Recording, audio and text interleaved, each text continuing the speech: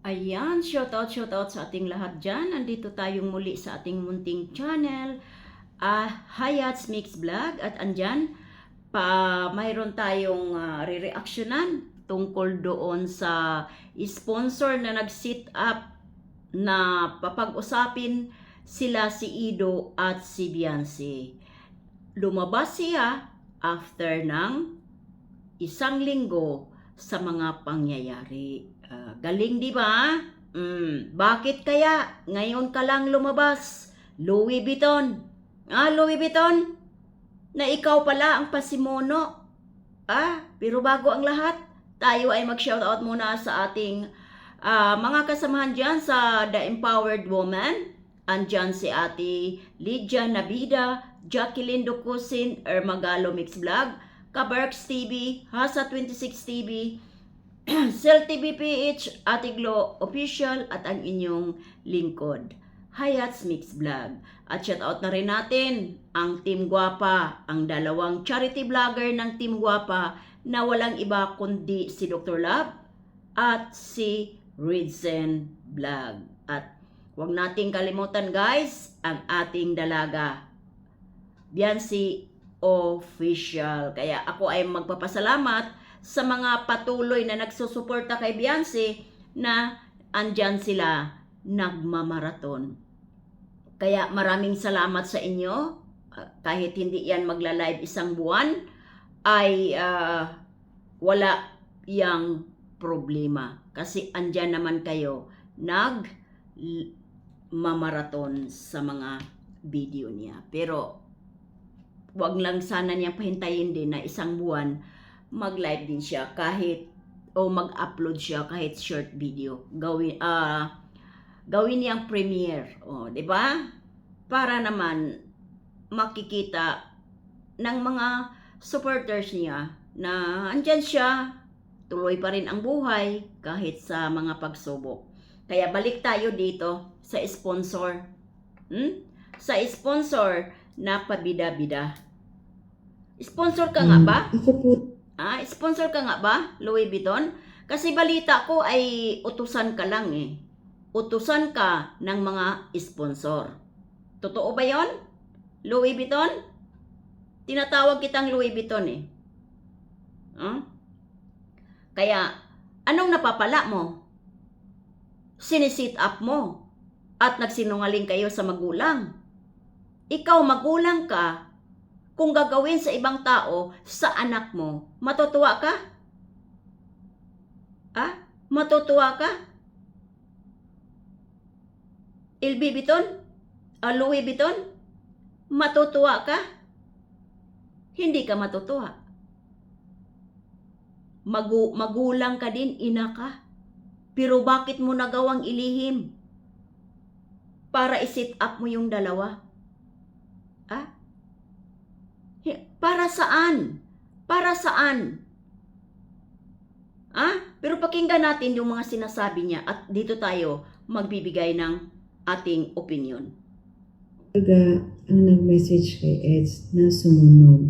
Siya palang nag-message talaga. Sabi kay Eds na hindi namin siya naipaalam kila Beyonce na pupunta. Anong sabi mo? Hindi mo napaalam nila ni Beyonce na siya pupunta? Sinong maniwala?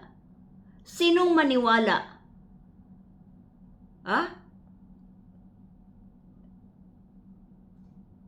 Louis Vuitton? Sinong maniwala sa sinasabi mo? Sit up kayo na walang kahit isa sa kanila na binigyan mo ng idea na stipot ka lang dyan dahil tatawagan kita? Tatawagan ka namin? Pwede ba yon? Bakit nakapunta agad? Kung hindi mo sinasabihan, hindi ninyo sinabihan. Bakit nakapunta agad? Kung hindi niya alam. Labibilin, wag kang nagsinungaling ka na nga, lubos-lubusin mo na. At bakit ngayon ka lang lumabas? Pagkatapos ng isang linggo, Bakit ngayon ka lang lumabas at itinaon mo na may premiere night ang bagong love team? Bakit? Pinalampas mo pa ng 1 linggo.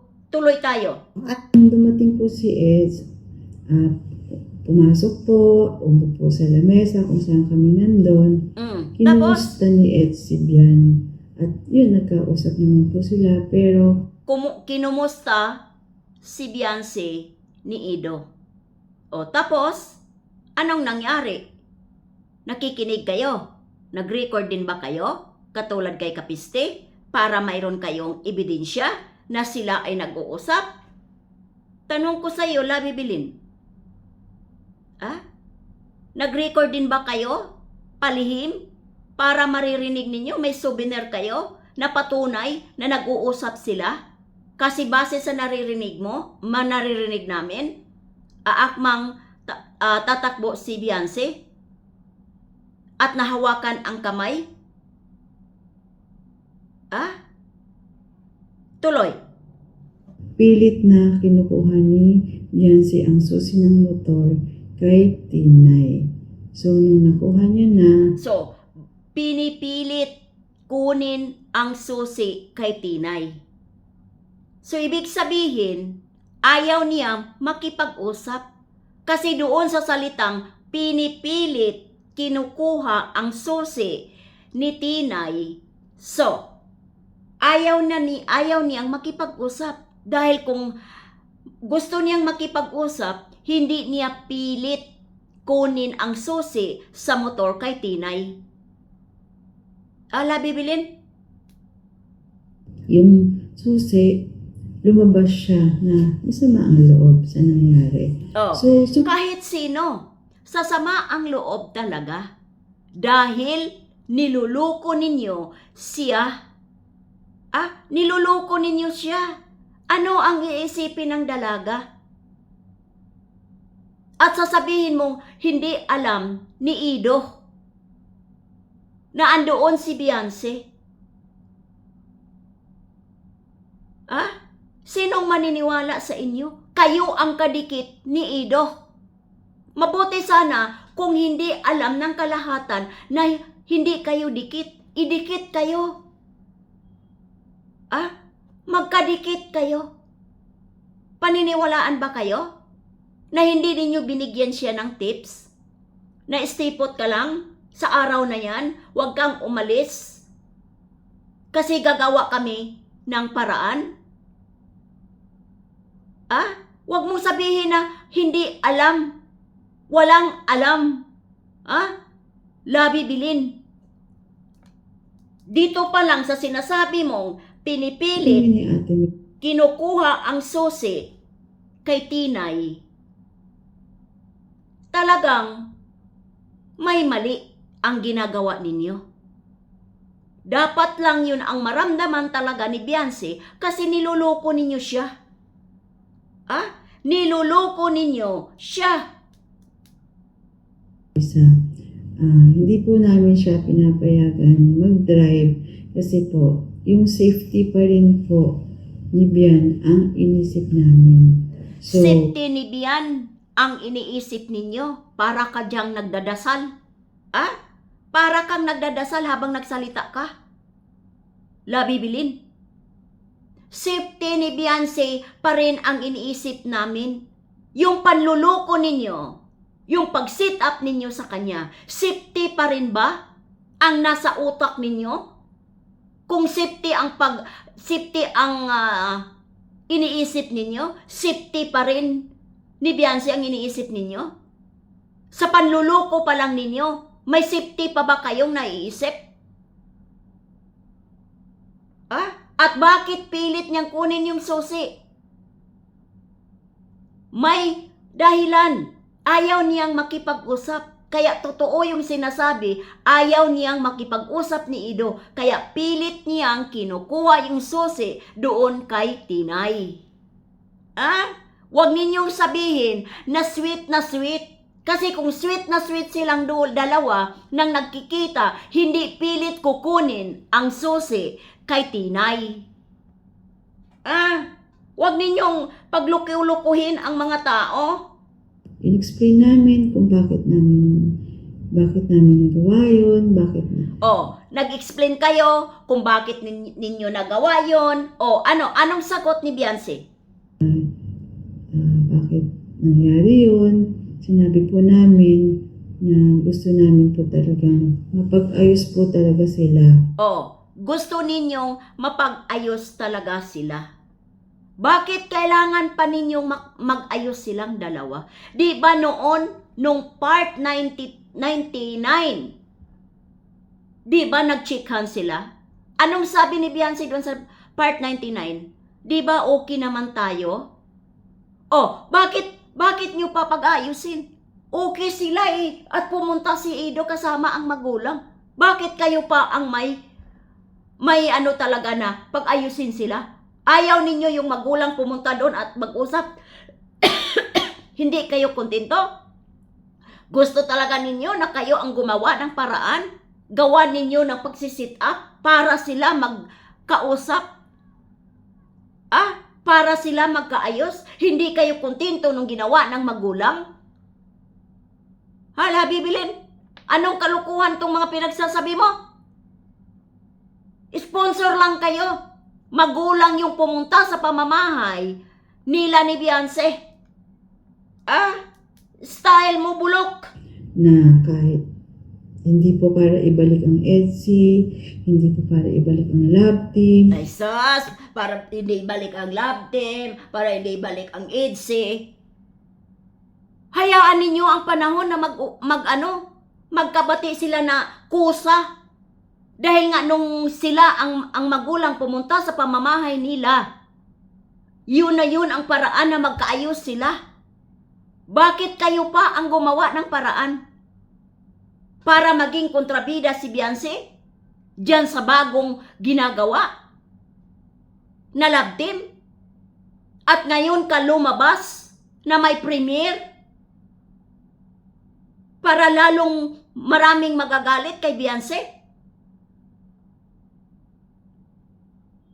Wag kaming paglukuhin mo. Labi Bilin. Nagsalita ka dyan para kang nagdadasal. Ha? Ganyan ka ba talaga magsalita, mahinhin? Pero sa ginagawa ninyo, maling-mali. Niluloko ninyo ang magulang ni Beyonce. Niluloko ninyo si Beyonce.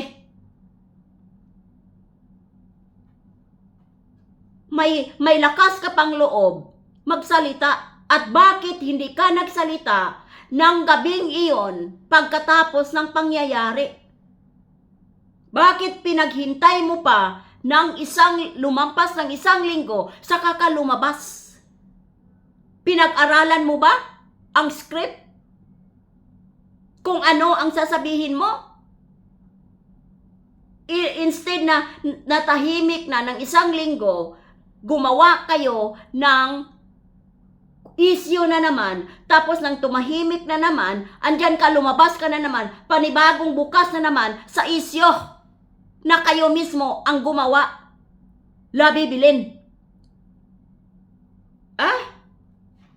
Wala sa mukha mo, wala sa pagsasalita mo, nagagawa ka ng katarantaduhan.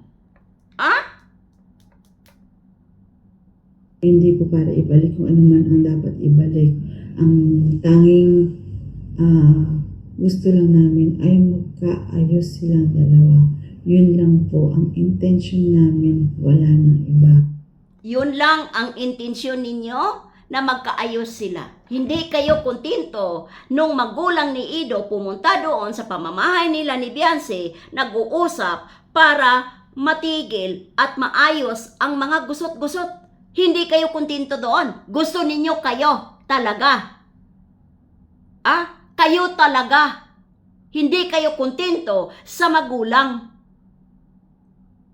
Nagdagdag lang kayo ng kaguluhan. Kaya dito kay Beyonce at sa pamilya, wag na kayong magpapasok ng tao dyan kahit pa sponsor. At wag ninyong hayaan si Beyonce umalis na walang kasama. pasamahin mo isa sa kapatid ni Beyonce. Yan lang ang masasabi ko talaga sa inyo, Hansel at Biran. Kalukuhan ninyo. Wala naman kaming ibang gustong mangyari kundi magkaayos sila. Kalukuhan. Hayaan ninyo ang panahon na yun ang gagawa. Huwag ninyong pilitin. O ngayon, may nangyayari ba sa ginagawa ninyo? Wala. Lalong nabulabog. At laging tangay-tangay ang pangalan ni Beyonce. May malasakit ba kayo? Wala.